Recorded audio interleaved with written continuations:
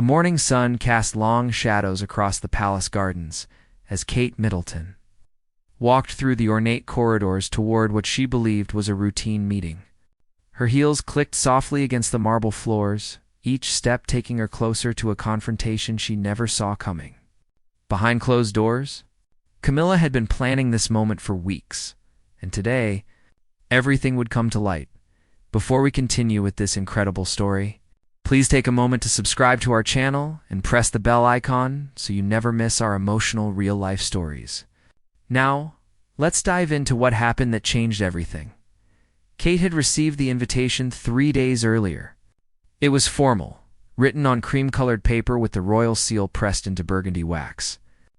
The message was simple: a private discussion about upcoming charitable events.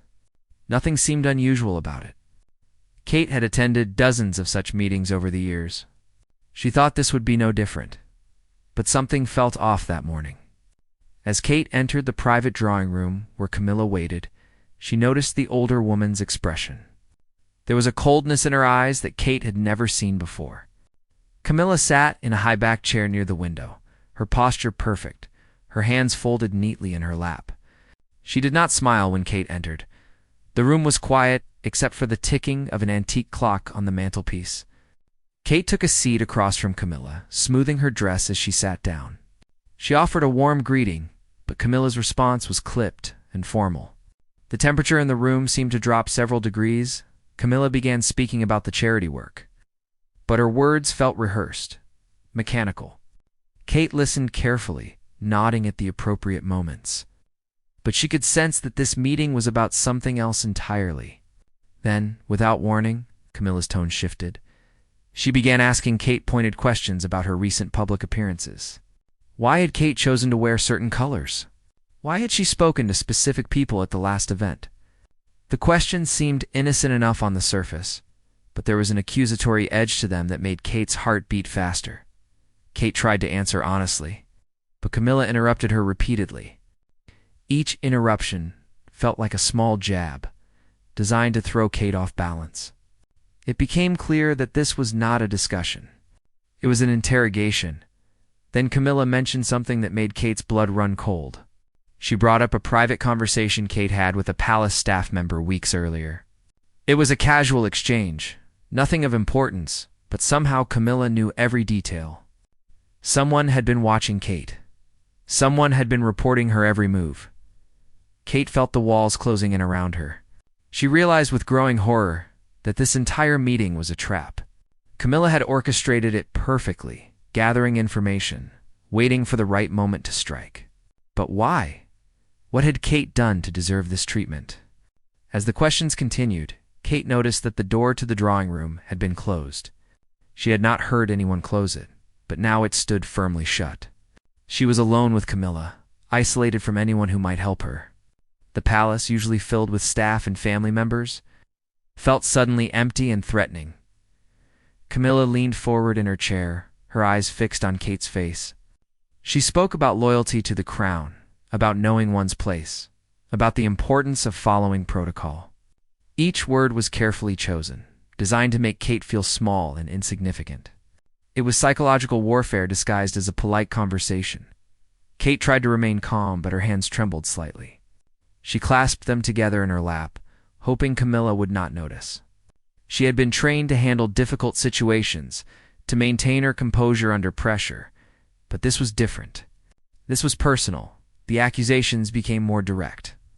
Camilla suggested that Kate had been speaking out of turn, making decisions without proper consultation, overstepping boundaries. None of it was true, but Kate could see that the truth did not matter to Camilla. What mattered was power, control, and putting Kate in her place. Kate thought about standing up and leaving, but something stopped her. If she walked out now, Camilla would spin this situation to make Kate look weak or disrespectful. Either way, Kate lost. She was trapped, just as Camilla had planned. The clock continued its steady ticking, marking the passage of time in a room that felt increasingly suffocating. Kate looked toward the window, wishing she could escape into the garden beyond. But escape was not an option. She had to face this situation head-on. Then something unexpected happened. There was a knock at the door. It was firm and official. Camilla's expression flickered with annoyance, but she called out for whoever it was to enter. The door opened, and a member of the royal guard stepped inside. His presence filled the room with an entirely different energy. The guard's eyes quickly assessed the situation. He looked at Kate, then at Camilla, and something in his expression changed. He announced that there was an urgent matter requiring Kate's immediate attention. His voice was steady and professional, but there was an underlying firmness that suggested this was not a request. Camilla tried to dismiss him, saying that they were not finished with their discussion. But the guard remained standing in the doorway, his posture unyielding. He repeated that the matter was urgent and could not wait. It was a clear message. Kate needed to leave this room now. Kate stood up, grateful for the interruption, but confused about what was happening. As she walked toward the door, she could feel Camilla's angry gaze burning into her back. Something significant had just occurred, but Kate did not yet understand the full implications. The guard had broken protocol to protect her, and that meant something terrible was about to unfold. The guard escorted Kate down the corridor in silence. His footsteps were measured and deliberate, and Kate noticed how he positioned himself slightly in front of her, as though shielding her from some unseen threat. She wanted to ask him what was happening, but something about his demeanor told her to wait. They needed to get away from that room first. They turned down a less-traveled hallway, one that Kate rarely used. The walls here were lined with portraits of ancestors she barely recognized. The guard finally slowed his pace and glanced over his shoulder to ensure they were alone. Then he spoke in a low voice that barely carried beyond Kate's ears. He told her that he had been stationed outside the drawing room as part of his regular duties, but as the conversation inside had progressed, he had heard the tone shifting. The walls in that section of the palace were old, and sound carried more than people realized. He had heard enough to understand that Kate was in a difficult position. What he told her next made Kate's stomach turn. The guard explained that there had been whispers among the staff for weeks. Camilla had been building a case against Kate, collecting small incidents and private moments, twisting them into evidence of disloyalty or incompetence. It was a systematic campaign designed to undermine Kate's position within the family. Kate stopped walking and turned to face the guard. She asked him why. Why would Camilla do this? The guard hesitated before answering. He explained that power within the royal family was a delicate balance. With the king aging and public opinion constantly shifting, everyone was positioning themselves for the future. Camilla saw Kate as a threat, not because of anything Kate had done, but because of what she represented. Kate was beloved by the public. Her charity work, her dedication to her children, her grace under pressure had made her one of the most popular members of the royal family. In Camilla's eyes, this popularity was dangerous. It shifted attention away from Camilla and threatened her influence over important decisions. The guard explained that the meeting Kate had just attended was meant to be recorded. Hidden recording devices had been placed in the drawing room. Camilla had planned to provoke Kate into saying something that could be used against her later. An angry outburst, a defensive comment, anything that could be edited and presented out of context. Kate felt sick. She had walked right into it, completely unaware. If the guard had not intervened, she might have said something in frustration that Camilla could have weaponized. She asked the guard how he knew about the recording devices. He told her that another staff member had seen them being installed and had quietly informed a few trusted guards. That was when Kate realized the full scope of what was happening. There were people within the palace walls who were loyal to Camilla and people who were not. Lines were being drawn, sides were being chosen, and Kate had been caught in the middle without even knowing there was a war being fought. The guard suggested that Kate should not return to her private quarters immediately. Camilla would expect her to go there, and there might be people watching or waiting. Instead, he recommended that Kate visit the children's wing, where her presence would seem natural and where she would be. Surrounded by nannies and tutors who had no allegiance to Camilla, Kate agreed and thanked the guard for his help. He had taken a significant risk by intervening. Breaking protocol to interrupt a private meeting between senior royals could result in disciplinary action or even dismissal. But he had done it anyway, and Kate would not forget that as they walked toward the children's wing. Kate's mind raced with questions. How long had this been going on? Who else was involved? Were there other traps waiting for her? She thought about all the seemingly innocent conversations she had with staff members over the past few weeks. How many of those people had been reporting back to Camilla? When they reached the children's area, Kate dismissed the guard with a grateful nod. She entered the bright, cheerful room where her children were engaged in their lessons. Their faces lit up when they saw her, and for a moment, the weight of what had just happened lifted slightly. But Kate could not shake the feeling of being watched. She looked around the room, studying the faces of the staff members present. Were any of them spies? Could she trust anyone? The paranoia was new and unwelcome, but she could not ignore it. One of the nannies approached Kate and mentioned that there had been unusual activity in the palace that morning. Several staff members who normally worked in other areas had been seen near Kate's private quarters. The nanny thought it was odd and wanted to mention it. Kate's suspicions were confirmed. People were watching her, tracking her movements. Kate spent the next hour with her children, but her mind was elsewhere. She needed a plan. She could not confront Camilla directly without proof, and she could not trust the usual channels of communication within the palace. She felt isolated and vulnerable, exactly as Camilla had intended. Then Kate remembered something. She had a friend outside the palace, someone she had known since childhood, someone who had no connection to royal life or politics. This friend was a lawyer, sharp and discreet. If anyone could help Kate navigate this situation, it would be her. Kate excused herself and found a private phone in a small office adjacent to the children's wing. She made the call, speaking carefully in case the line was monitored. She asked her friend to meet her the following day at a location outside the palace. She did not explain everything over the phone, but her friend understood the urgency in her voice. After ending the call, Kate felt slightly better. She had taken action, however small. She was not going to be a passive victim in Camilla's game. But as she left the small office and returned to the children's wing, she noticed something that made her heart skip a beat. Standing at the far end of the corridor was another guard, one she did not recognize. He was watching her with an expression that seemed more calculating than protective. When their eyes met, he did not look away. He simply stood there, observing, making sure Kate knew she was being watched. Kate realized that the situation was even more dangerous than she had thought. Camilla had people everywhere, and they were no longer hiding their surveillance.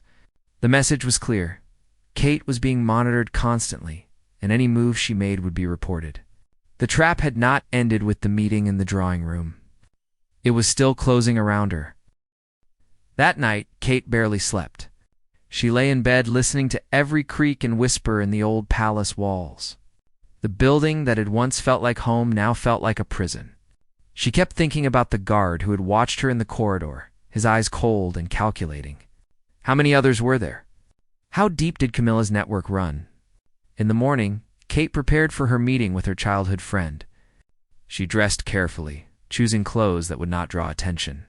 She told her personal assistant that she had a medical appointment. Something vague enough to discourage questions, but legitimate enough to explain her absence from the palace. That drive into London felt surreal. Kate watched the city pass by through the car window, seeing normal people going about their normal lives. They had no idea what happened behind palace walls. They believed the carefully crafted image presented to them through official photographs and press releases. If only they knew the truth. Kate's friend Sarah was waiting at a small cafe tucked away on a quiet street. Sarah had been Kate's closest friend since they were teenagers, long before Kate had met William. She was one of the few people who knew Kate as a person, not as a princess or a public figure. When Sarah saw Kate enter the cafe, she immediately recognized the stress on her face. They found a corner table away from other customers. Kate spoke in a low voice, explaining everything that had happened. The trap Camilla had set, the recording devices, the network of spies within the palace staff. Sarah listened without interrupting, her expression growing more serious with each detail. When Kate finished, Sarah sat back in her chair and thought for a moment. Then she asked a question that Kate had been afraid to consider. What if this went beyond just Camilla? What if there were others involved, people with even more power and influence? Kate admitted that she had wondered the same thing, but had no proof. Sarah suggested that Kate needed to document everything. Every strange conversation, every unusual event, every person who seemed to be watching her. If this situation escalated, Kate would need evidence to protect herself. She also needed to identify who she could trust within the palace, and who she could not. Kate agreed but pointed out the difficulty. How could she know who was trustworthy? Anyone could be reporting to Camilla. Sarah thought about this, and then suggested something Kate had not considered. What about the guard who had helped her? He had taken a risk to protect Kate. Perhaps there were others like him, staff members who disagreed with what Camilla was doing. It was a dangerous idea. Reaching out to potential allies could backfire if Kate approached the wrong person. But doing nothing was equally dangerous. Kate was being painted as a problem, a threat, someone who did not belong. If she did not act, Camilla would continue building her case until Kate had no defense left. Sarah also suggested that Kate should consider going public with some aspect of the story, though she acknowledged this was risky. The British public adored Kate, and public opinion could be a powerful weapon. But making private family matters public could also backfire spectacularly. The monarchy depended on maintaining certain appearances, and breaking that code could have serious consequences. Kate knew Sarah was right about all of it. Every option was risky. Every path forward had potential pitfalls. But she could not continue living in fear, watching her every word and action, wondering who was listening and reporting. She needed to take control of the situation somehow. They talked for another hour, developing a plan. Kate would keep a detailed private journal of everything that happened. She would be careful about what she said and to whom. She would try to identify potential allies among the staff, starting with the guard who had helped her. And she would maintain her public duties with grace and dignity, giving Camilla no legitimate ammunition to use against her. When Kate returned to the palace that afternoon, she felt slightly stronger. She had a plan now, limited as it was. She was no longer just reacting to Camilla's moves. She was beginning to think strategically, but as Kate walked through the palace entrance, she was met by a senior staff member who informed her that there would be a family meeting that evening. All senior royals were expected to attend. The staff member's tone was neutral, but Kate detected something underneath. This was not a routine meeting. Something significant was about to happen. Kate went to her quarters to prepare. She changed into more formal attire and tried to calm her nerves. She had no idea what this meeting was about, but she suspected Camilla was behind it. Perhaps this was the next phase of whatever plan Camilla had in motion. The meeting was held in one of the palace's formal rooms, a space reserved for serious family discussions. When Kate arrived, she saw that William was already there, along with several other family members. Camilla sat at the head of the table, and the king sat beside her. Looking tired and distracted, as everyone took their seats, Kate noticed the seating arrangement. She had been placed at the far end of the table, isolated from William and the others she might consider allies. It was a subtle power move. Physically separating Kate from potential support, Camilla began the meeting by discussing palace, operations, and upcoming events. Her tone was businesslike and professional. But then she shifted topics. She brought up concerns about communication within the family, about decisions being made without proper consultation, about the importance of unity and coordination. Kate realized immediately what was happening. Camilla was not accusing Kate directly. She was being far more clever than that. She was creating a framework where any independent action by Kate could be seen as problematic. She was establishing rules and expectations that would make it easier to criticize. Kate in the future, several other family members nodded along as Camilla spoke. Kate could not tell if they genuinely agreed or if they were simply following Camilla's lead because it was easier than questioning her. Either way, Kate felt increasingly isolated. Then Camilla mentioned specific incidents, though she did not name Kate directly. She talked about a recent charity event where decisions had been made that affected the whole family but were not discussed in advance. She mentioned public statements that had not been cleared through proper channels. Each example was carefully chosen to point toward Kate. Without explicitly saying her name, Kate felt her face flush with anger and embarrassment. She wanted to defend herself, to point out that all of those decisions had been minor and well within normal parameters. But she knew that speaking up now would only make her look defensive and guilty. Camilla had set another trap. Kate had to be careful not to step into it.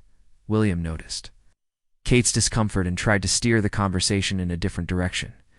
He suggested that perhaps the communication protocols needed to be clarified for everyone, not just singled out as problems. It was a diplomatic attempt to take the pressure off Kate, but Camilla smoothly redirected the discussion back to her original points. The meeting continued for another 30 minutes, and by the end, new rules had been established. All public appearances and statements now required advance approval. All charity decisions needed to go through a review process. All communication with palace staff needed to be documented. On the surface, these rules applied to everyone. In practice, Kate knew they were designed to restrict and monitor her specifically. As the meeting concluded and people began to leave, Kate felt defeated.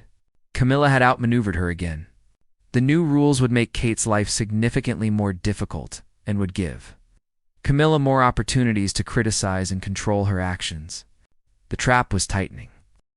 Kate spent the following days meticulously documenting everything, just as Sarah had suggested. She kept a small notebook hidden in her private desk, recording dates, times, conversations, and observations. She noted which staff members seemed to watch her more closely than others. She documented the new restrictions that had been placed on her activities and how they differed from the restrictions placed on other family members. What became clear through this documentation was a disturbing pattern. Kate was being isolated. Meetings that she would normally attend were suddenly scheduled without her knowledge. Staff members who had previously reported to her were being reassigned. Her access to certain areas of the palace was being quietly restricted through changes in security. Protocols most troubling was what was happening with her charity work. Kate had spent years building relationships with various charitable organizations. These connections were important to her, both personally and professionally. But now, every event required layers of approval that took weeks to process. By the time approvals came through, opportunities had passed. It was bureaucratic sabotage disguised as proper procedure. William noticed the changes but seemed unsure how to address them. He was caught between his wife and his family, between his desire to support Kate and his obligation to maintain family unity. Kate could see the stress wearing on him. She tried to shield him from the worst of it, but he was not blind to what was happening. One evening, after the children were asleep, William and Kate had a difficult conversation. William suggested that perhaps Kate should be more accommodating, should try harder to work within the new system. He meant well, but his words felt like a betrayal. Kate tried to explain that no amount of accommodation would satisfy Camilla. This was not about Kate's behavior. It was about power and control. The conversation ended badly, with both of them frustrated and neither feeling heard. Kate went to bed that night, feeling more alone than ever. She had thought William would be her strongest ally, but he seemed unable or unwilling to see the full picture of what Camilla was doing. The next morning brought a new crisis. Kate was informed that a story was about to break in the tabloid press. Someone had leaked information about tensions within the palace. The story would not name sources, but it would paint Kate as difficult, uncooperative, and resistant to family guidance. It was exactly the kind of public hit piece that could damage Kate's reputation irreparably. Kate immediately suspected Camilla's involvement. This had all the hallmarks of a coordinated campaign. Create internal restrictions, provoke frustration, then leak a story that frames the victim as the problem. It was brilliant in its cruelty and effectiveness. Kate contacted Sarah again, this time even more desperately. Sarah had connections in the media world and might be able to determine where the story originated. Within hours, Sarah called back with disturbing information. The leak had come from inside the palace, from someone with access to private family discussions. More than that, multiple media outlets had been approached with similar stories. Suggesting an organized effort to spread this narrative, Kate felt sick. This was no longer just about internal politics. Her public reputation was being attacked, and public opinion was the one advantage she had held. If Camilla successfully turned the public against Kate, there would be no defense left. That afternoon, Kate received an unexpected visitor. It was the guard who had helped her escape the drawing room days earlier. He came to her private quarters under the pretense of a routine security check, but once they were alone, he spoke quickly and quietly. He told Kate that there were others like him, staff members who disagreed with what was happening. They had been watching Camilla's campaign against Kate with growing concern. Some of them had worked in the palace for decades and had never seen this level of internal manipulation. They wanted to help, but they needed to be careful. Their jobs and livelihoods depended on discretion. The guard explained that he and a few trusted colleagues had been gathering their own information. They had documented some of the recording devices that had been installed in various rooms. They had copies of certain communications that showed the coordination of efforts against Kate. It was not enough to prove everything, but it was a start. Kate was overwhelmed with gratitude and relief. She was not alone after all. But she was also aware of the danger these people were putting themselves in by helping her. If they were discovered, they would certainly be fired, possibly worse. She asked the guard why they were taking this risk. His answer was simple and powerful. He said that he had sworn an oath to protect the royal family. That meant protecting them from external threats, but also from internal ones. What was being done to Kate was wrong, and it went against everything he believed about honor and duty. Others felt the same way. They could not stand by and watch an innocent person be destroyed by a calculated campaign of cruelty. The guard left shortly after, but he promised to stay in contact. He gave Kate a way to reach him if she needed urgent help. It was a small lifeline, but in Kate's current situation, it felt like salvation. Over the next several days, Kate noticed subtle changes. Certain staff members would make brief eye contact with her in hallways, a silent acknowledgement of solidarity. Small acts of kindness appeared, like her favorite tea being prepared without her asking, or a reassuring smile from someone she barely knew. These people could not openly support her, but they were showing her in small ways that she was not alone. Meanwhile, the tabloid story was published. It was as bad as Kate had feared. The article quoted anonymous palace sources describing Kate as temperamental and difficult to work with. It suggested that family members were frustrated with her behavior and that there were serious questions about her. Judgment. The public reaction was mixed. Kate's loyal supporters immediately defended her, pointing out that anonymous sources were unreliable and that Kate had always conducted herself with grace and dignity. But others began to question whether there might be truth to the claims. Seeds of doubt had been planted, exactly as Camilla had intended. William was furious about the article, but did not know how to respond. Any public statement would only draw more attention to the story. Any private investigation would alert those responsible that they were being watched. He felt helpless, and that frustration was straining his relationship with Kate even further. Kate decided it was time to take a more active role. She scheduled lunch with several influential members of the aristocracy, people who had known her for years and who had no loyalty to Camilla. She did not explicitly discuss what was happening, but she made sure to present herself as calm, confident, and completely in control. She knew that these people would talk, and she wanted to ensure that the private narrative about her contradicted the public one being pushed by the tabloids. She also reached out to the leaders of the charities she worked with most closely. She assured them of her continued commitment and asked them to speak publicly about their positive experiences working with her. Several of them did, providing testimonials that helped counter the negative press. It was exhausting work, constantly managing perceptions and relationships. But Kate was fighting back now, and it felt better than being passive and defensive. She was learning to play the game that Camilla had started. Even if she hated every moment of it, then something unexpected happened that shifted everything. The king fell ill. It was not life-threatening, but it was serious enough to require hospitalization. The entire family was thrown into crisis mode, and suddenly, Camilla had more important concerns than her campaign against Kate. Kate saw an opportunity in the chaos. With Camilla distracted and the king's health uncertain, the balance of power within the family was temporarily unstable. If Kate was going to make a significant move to protect herself, now might be the time. But what move should she make? And was she willing to risk everything on a single gamble? The king's hospitalization changed everything overnight.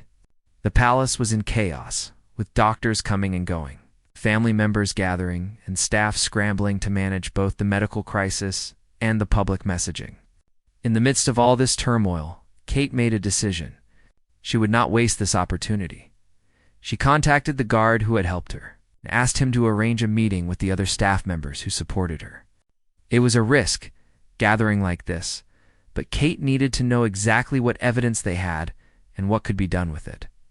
They met in a storage room in one of the oldest sections of the palace, a place rarely visited and unlikely to have surveillance equipment. There were 5 of them in total, 3 guards, a senior housekeeper, and a communications assistant. They showed Kate what they had collected: photographs of recording devices that had been secretly installed, copies of emails that showed coordination between Camilla's office and certain media contacts, documented instances where information from private conversations had appeared in tabloid stories within days. It was not enough to prove everything beyond doubt, but it was substantial. More importantly, these people were willing to testify if it came to that. They were prepared to risk their careers to ensure the truth came out. Kate was moved by their courage and their loyalty to principles over power. The housekeeper, a woman named Margaret who had worked in the palace for over 30 years, spoke with quiet intensity. She told Kate that she had watched the royal family for decades and had seen many conflicts and disagreements. But what Camilla was doing was different. It was calculated destruction of a person's character and position, and it violated everything the monarchy was supposed to represent. They discussed options. One possibility was to take the evidence to William and force him to confront the situation directly. Another was to approach the king's private secretary, though that risked the information getting back to Camilla. A third option was to prepare a full dossier and hold on to it as insurance, only revealing it if Camilla escalated her campaign further. Kate listened to all the suggestions, but found herself drawn to a different approach. What if they did not go on the defensive at all? What if instead, Kate launched her own initiative that would make her position stronger and harder to attack? If she could create something positive and high profile, it would shift the narrative and give her a platform that Camilla could not easily undermine. The communications assistant liked this idea.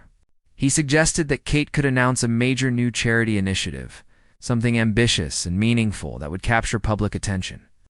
If Kate framed it correctly, it would demonstrate leadership and vision, qualities that directly contradicted the image of her being difficult and uncooperative.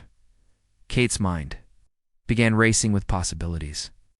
She had been wanting to launch a program focused on children's mental health for years. It was a cause deeply important to her, and she had extensive plans already developed. She had been waiting for the right moment and the right approval process. But what if she stopped waiting? What if she simply moved forward with it? The risks were obvious. Launching a major initiative without going through the newly established approval process would be seen as defiance. Camilla would certainly use it as evidence of Kate being uncooperative. But if the initiative was successful and popular, public opinion would protect Kate from internal criticism. It was a gamble, but Kate was tired of playing defense. They agreed on a plan. Kate would announce the initiative within the week. The communications assistant would help prepare the messaging and would quietly reach out to media contacts who might cover it favorably. The guards and housekeeper would keep monitoring the situation within the palace and would alert Kate to any immediate threats. Before they dispersed, Margaret pulled Kate aside. She told Kate something that would stay with her for a long time. Margaret said that she had watched Diana go through something similar years ago. Different circumstances, different people, but the same pattern of isolation and character assassination. Margaret had been young then and had not known how to help. She had watched Diana struggle and ultimately leave. She was not going to watch history repeat itself.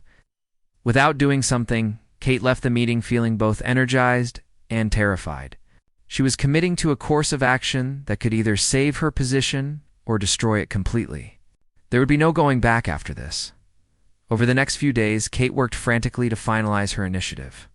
She contacted charity leaders, medical professionals, and potential sponsors. She drafted speeches and prepared materials. She did all of this quietly, using personal contacts rather than going through official palace channels. It felt strange and somewhat rebellious, but also liberating. William noticed that Kate was working on something, but was too preoccupied with his father's health to ask many questions. The king was recovering but slowly, and the stress was wearing on everyone. Camilla was at the hospital constantly, managing the king's care and controlling access to him. In her absence from palace operations, things felt slightly less oppressive. On the 5th day after the secret meeting, Kate was ready. She scheduled a press conference, officially announcing it only 24 hours in advance. Not enough time for anyone to stop her. When Camilla heard about it, she was furious. She called Kate directly, demanding to know what this was about and insisting that it be canceled immediately. Kate remained calm during the phone call. She explained that this was a charity initiative she had been planning for months. She expressed surprise that there would be any objection to helping children. Her tone was respectful, but firm. She was going forward with this. Camilla threatened consequences. She said that Kate was violating the new protocols, acting without proper authorization and causing problems for the entire family. Kate replied that she had consulted with legal advisors and had confirmed that she had the authority to launch charitable initiatives in her own name. It was not technically true that she had consulted lawyers, but Camilla did not know that. The conversation ended with Camilla warning Kate that there would be repercussions. But Kate had already committed. The press conference was scheduled, media invitations were sent. Backing out now would be worse than moving forward. The night before the press conference, Kate barely slept. She reviewed her notes repeatedly, practiced her speech, and tried to anticipate every possible question. She knew that the press would be watching for any sign of the internal tensions that had been reported in the tabloids. She needed to appear confident, competent, and completely unified with the family. Even though none of those things felt true, William finally asked Kate what she was doing. He had realized that something significant was happening, but had been too distracted to investigate until now. Kate sat him down and explained everything. The initiative, the planning, the decision to move forward, without waiting for approval. She explained why she felt she had no choice. William's reaction was complicated. He was angry that Kate had not told him sooner. He was worried about the fallout from Camilla, but he was also impressed by Kate's courage and her strategic thinking. He asked if there was anything he could do to help. Kate asked him to simply be there at the press conference, standing beside her. His presence would signal family support, even if privately things were tense. The morning of the press conference arrived. Kate dressed carefully in an outfit that projected both professionalism and warmth. She went over her notes one final time. Then she and William drove to the venue where dozens of reporters and cameras were waiting. As Kate approached the podium, she felt a surge of adrenaline. This was it. This was her move, her gamble, her statement that she would not be quietly pushed aside. She looked out at the crowd of journalists and cameras and began to speak. She announced a comprehensive, new initiative focused on early childhood mental health support. She described programs that would be implemented across the country, partnerships with medical institutions, and funding that had already been secured. She spoke with passion and knowledge, demonstrating that this was not a publicity stunt, but a serious, well-planned effort. The response was immediately positive. Journalists asked thoughtful questions, and Kate answered them confidently. The charity leaders she had partnered with spoke glowingly about Kate's vision and leadership. By the time the press conference ended, it was clear that this would be a major story. The coverage would be overwhelmingly favorable. Kate had done it. She had seized control of her own narrative and demonstrated her value and competence in a way that could not be dismissed or ignored. But as she left the venue and saw the expression on her phone from multiple messages from palace officials, she knew that the real battle was just beginning. Camilla would not forgive this defiance, and the consequences would come swiftly. The backlash came faster than Kate expected. Within hours of the press conference, she was summoned to an emergency meeting with senior palace officials. Camilla had returned from the hospital and was leading the charge. The meeting room felt like a courtroom, with Kate positioned as the accused.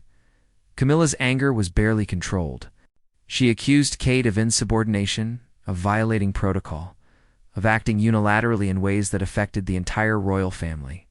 She demanded that Kate issue a public statement, walking back some of the commitments she had made at the press conference. She insisted that the entire initiative be placed under review and official oversight. Kate refused. She pointed out that the press conference had been enormously successful. The public response was overwhelmingly positive. Major news outlets were praising the initiative. Backing down now would make the entire family look incompetent and divided. Surely that outcome would be worse than whatever protocol violations Camilla was concerned about. It was a calculated argument, framing the situation in terms of public perception rather than internal rules. Several officials in the room nodded slightly, recognizing the truth of what Kate was saying. Camilla saw her support wavering and changed tactics. She suggested that perhaps Kate's judgment was impaired by stress. She mentioned that Kate seemed to be struggling with the demands of royal life. She proposed that Kate might benefit from stepping back from public duties for a while, just temporarily, to rest and refocus. It was presented as concern, but Kate recognized it for what it was, an attempt to sideline her under the guise of caring for her well-being. Kate felt a cold fury settle over her. This was the final insult, the ultimate trap. If she agreed to step back, she would be confirming the narrative that she was unstable and unable to handle her responsibilities. If she refused, she would seem defensive and uncooperative. Either way, Camilla won. But then something unexpected happened. William, who had been silent throughout the meeting, finally spoke up. He said that Kate's judgment seemed perfectly sound to him. He noted that the initiative she launched was well planned, properly funded, and already generating positive attention for the family. He suggested that perhaps the issue was not Kate's actions, but rather the protocol system that made such initiatives difficult. To launch through official channels, it was a direct challenge to Camilla's authority, and everyone in the room recognized it. The tension became almost unbearable. Camilla stared at William with barely concealed rage. William held her gaze, refusing to back down. For the first time in this entire ordeal, Kate had a real ally speaking up for her in a room full of people. The meeting ended without resolution. Camilla was clearly furious, but could not push further without risking an open confrontation with William. Kate was not punished, but she was also not forgiven. The situation was left in a state of hostile limbo. Over the following weeks, something shifted in the palace dynamics. William's public support of Kate had emboldened others. Staff members who had been neutral began to take sides more openly. The evidence that Kate's quiet supporters had gathered began to circulate among senior officials. Raising questions about the methods Camilla had used, the king, recovering slowly from his illness, began to hear rumors about internal conflicts. When he was finally well enough to focus on palace matters, he called for a private meeting with several family members, including Kate, William, and Camilla. The meeting was held in the king's private study. He looked tired, but alert. He began by saying that he was aware there had been tensions, and that he wanted to address them directly. He asked each person to share their perspective on what had been happening. Camilla spoke first, presenting her version of events. She described Kate as someone who struggled to work within established systems, who acted impulsively, and who needed more guidance and supervision. She framed everything in terms of protecting the monarchy and maintaining proper protocols. When it was Kate's turn, she chose her words carefully. She did not directly attack Camilla. Instead, she described feeling increasingly restricted and monitored. She mentioned the recording devices that had been discovered, the coordinated leaks to tabloids, and the systematic isolation she had experienced. She presented it as facts, not accusations, suggested that perhaps there had been misunderstandings on all sides. The king listened intently. He asked pointed questions about the recording devices and the media leaks. Camilla tried to deflect, suggesting that security measures were sometimes necessary and that media contacts were part of normal palace operations. But the king was not satisfied with these explanations. Then William spoke. He supported Kate's account and added his own observations. He described how the new protocols seemed to target Kate specifically, how reasonable requests for approval were delayed indefinitely, and how he himself had felt pressure to distance himself from his wife. His testimony carried enormous weight. The king sat in silence for several minutes after everyone had spoken. Then he made several decisions. The recording devices would be removed, and their installation would be investigated. The new approval protocols would be reviewed and revised to ensure they applied fairly to everyone. And most importantly, there would be a designated palace official whose job was to ensure that all family members were treated equitably, and that internal conflicts were addressed before they escalated. It was not everything Kate had hoped for, but it was something. It was acknowledgement that things had gone wrong and that changes needed to happen. Camilla looked defeated, though she tried to hide it. Her campaign against Kate had been exposed and was being dismantled. In the months that followed, life in the palace slowly improved. The oppressive atmosphere lifted. Kate's charity initiative flourished, attracting significant funding and attention. The staff members who had supported her were quietly protected from retribution. The guard who had first helped Kate escape the drawing room was commended for his service, though the specific reasons were never made public. Kate's relationship with Camilla remained cold but professional. They worked together when necessary, but maintained careful distance otherwise. It was not friendship, but it was no longer open warfare. Camilla had learned that Kate could not be easily destroyed, and Kate had learned to navigate the treacherous politics of palace life. William and Kate's relationship strengthened through the ordeal.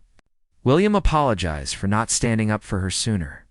Kate forgave him, understanding the impossible position he had been in. They both learned important lessons about loyalty, courage, and the price of remaining silent in the face of injustice. The public never knew the full extent of what had happened behind palace walls. They saw successful charity initiatives, occasional awkward moments between family members, and the usual tabloid speculation. But the people who lived and worked in the palace knew the truth. They had witnessed Kate walk into Camilla's trap and somehow find her way out. Years later, when people would ask Kate about that difficult period, she would simply say that she learned who she could trust and how strong she truly was. She learned that sometimes the people with the least power are the ones with the most courage. Like the guard who broke protocol to protect her, she learned that kindness and competence are their own form of power, one that cannot be easily undermined by manipulation or political games. The trap had been real and dangerous. Kate had almost been destroyed by it. But in surviving, she had become something Camilla never anticipated. Not just a survivor, but a force to be reckoned with. The princess who had once walked innocently into that drawing room emerged transformed, stronger and wiser, ready to face whatever challenges came next, and in the quiet corners of the palace. Among the staff who had witnessed everything, there was a new respect for Kate. She had been tested in ways the public would never know. And she had proven that grace under pressure was not just about maintaining appearances. Sometimes it was about standing your ground when everyone expects you to fall.